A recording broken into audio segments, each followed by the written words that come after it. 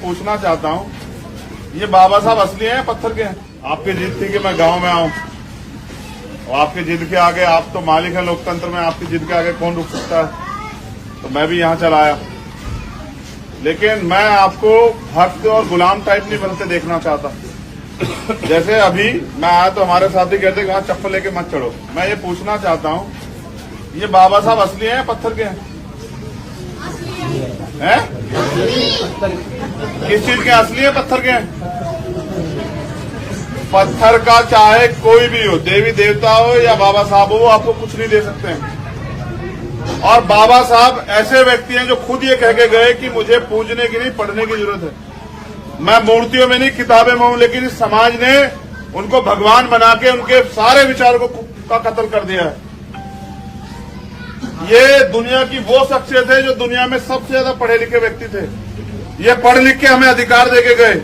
ये जो बनी, जहां बैठे हैं, मैंने अच्छे कपड़े पहने, आज हमें नौकरी करने का, बिजनेस करने का, पढ़ने का अवसर मिला, सम्मान स्वाभिमान का जीने का अवसर मिला।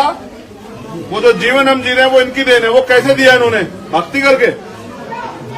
बताओ, क्या भक्ति करके दिया ये सब? नहीं। उन्होंने पढ़ लिख के ज्ञान हासिल किया और ज्ञान के बदौलत दिया। लेकिन आज हमारे लोग उनके विचारों पे ना चल के, उनकी भक्ताई करके, उनके पैर छू के सोचते हैं कि सफल हो जाएंगे।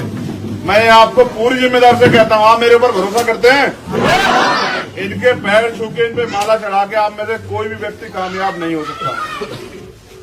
इनके नाम पे जय भीम के नारे लगा के, डीजे बजा के, नाच के आपका कभी भला नहीं हो सकता है। अगर आप कामयाब होना चाहते हैं तो इनके विचारों पे चलने का काम कीजिए और इनके विचारों को आगे बढ़ाने का काम कीजिए। बाबा साहब पहले वो शख्स थे जिन्होंने कहा आजाद भारत में कि मैं किसी भी समाज की उन्नति उस समाज में रहने वाली महिलाओं की उन्नति से मानता हूं। आप कच्छे में घूम सकते हैं, हमारी बहनें जो है वो पल्लू और इतना बड़ा घूंघट करके घूमेंगी। संस्कृति नहीं है, ये गुलामी है उनके ऊपर जो आप लोगों ने थोप रखी है। आप उनको बराबर का अधिकार नहीं देते, आप उनको अवसर नहीं देते कि वो भी बेटे की तरह जो है ना पढ़ के अपने जीवन के सपनों को पूरा कर सके। आप बाबा साहब के असली हत्यारे हैं, उनमें मैं भी हूं। आप याद करो,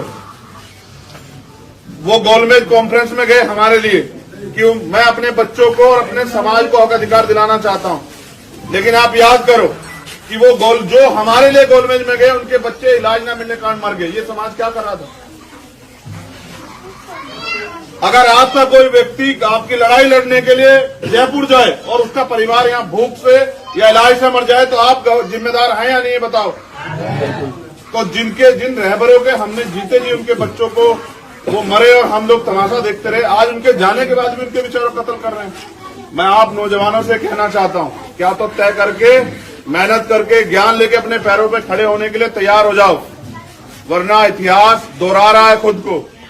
जिस गुलामी से बाबा साहब हमें निकाल के लेके आए, वो गुलामी हमारे ऊपर दोबारा थोपी जा रही है। जो पढ़ने का और समान अवसर आपको मिला हर चीज में, घूमने का हो, आने जाने का हो, व्यापार करने का हो या सम्मान से जीने का, वो सब खत्म हो जाएगा अगर डेमोक्रेसी में, लोकतंत्र में आप ताकतवर नहीं हुए। ये राजस्थान है और मेरे आंसू सूख के यहाँ की घटनाएं सुनते हुए, कहीं महिलाओं को निवस्त किया जाता है, कहीं घर जलाए जाते हैं, कहीं मूछे रखने पे हत्या होती है, कहीं मटकी से पानी पीने पे हत्या होती है, कहीं कुछ, कहीं घोड़ी पे चढ़ने में, इतना अन्य अत्याचार, और फिर भी आप खुश हैं। फिर भी आपके चेहरे पे बिल्कुल भी उदासी या कोई भाव नहीं है। बाबा साहब ने कहा, इन्हीं बाबा साहब की बात कर रहा हूं, तो पत्थर के मैं ओरिजिनल बाबा साहब जो कहा उसकी बात कर रहा हूं कि अगर आप अन्याय सहते सहते मर जाते हैं तो आपकी आने वाली पीढ़ी गुलाम पैदा होगी। अगर आप अन्याय के खिलाफ लड़ते मरते हैं तो आपकी आने वाली पीढ़ी उसका बदला जरूर लेगी। और उन्होंने कहा, अन्याय करने वाले से अन्याय सहने वाला ज्यादा दोषी होता है। अन्याय वो कर रहे हैं और आप अन्याय सह रहे, दोषी बताओ कौन है सबसे ज्यादा?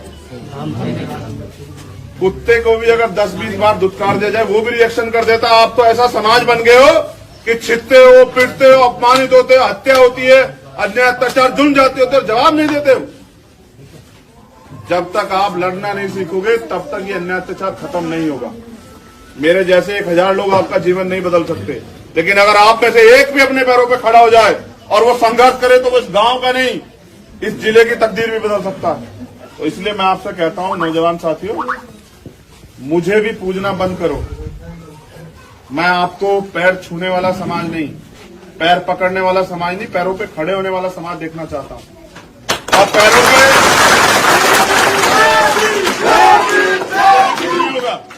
10 मिनट जय भीम के नारे लगाने से भी कुछ नहीं होगा, 10 मिनट बाबा साहब की बात करने से भी कुछ नहीं होगा, और इनके पैर छूने से भी कुछ नहीं होगा। मैं ये कह रहा हूं, जो आपके यहाँ सबसे ज्यादा विद्वान हो, 1 साल के लिए उनको इनके पैरों में बिठा दो, बताओ अगर उसको 1% भी ज्ञान मिल जाए।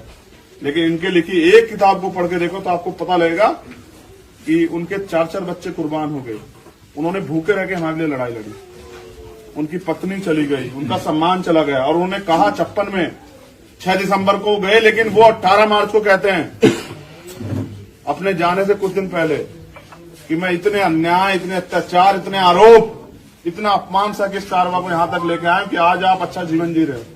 अगर आप इसको आगे नहीं ले जा सकते तो इसको पीछे मत जाने देना। आज हम वापस धंसते जा रहे हैं, ना रोजगार है, ना महंगाई पे लगाम है, ना अच्छी शिक्षा मिल रही है, ना अन्य अत्याचार खत्म हो रहे, फिर भी हम लोग नहीं जाग रहे हैं। तो मैं अपने नौजवान साथियों से अपील करता हूं, मैं अपनी माताओं बहनों से भी अपील करता हूं कि वो अपने महापुरुषों को पढ़ना शुरू करें। माँ सावित्रीबाई फुले को पढ़ें, माँ रमाबाई को पढ़ें, माँ फातिमा शेख को पढ़ें, माँ झलकारी बाई को पढ़ें, माँ अवंतिका बाई लोधी को पढ़ें। वो अपनी माँओं को, असली माँओं को, नकलियों को तो इतने साल से पढ़ रहे हो, असलियों को पढ़ना शुरू करो।